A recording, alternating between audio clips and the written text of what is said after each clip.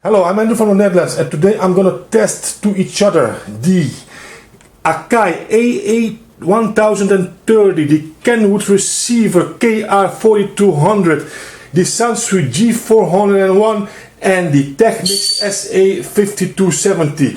And I'm gonna spin the same song over and over again, and I'm gonna test this song. Which receiver brings out the best sounds? Which of these three receivers? I could place more expensive receiver, but these receivers, why I choose for these receivers is because these four receivers are about the same price tag, and that's between the 50 and the 100 euros.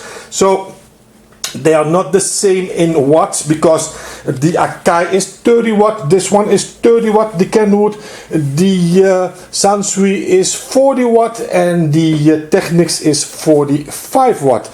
The song is from Kevin MacLeod, and I'm grateful his songs can be used for tests like this without having problems with copyright, etc., etc. So Kevin MacLeod, thanks for your song, and well, let's start the test.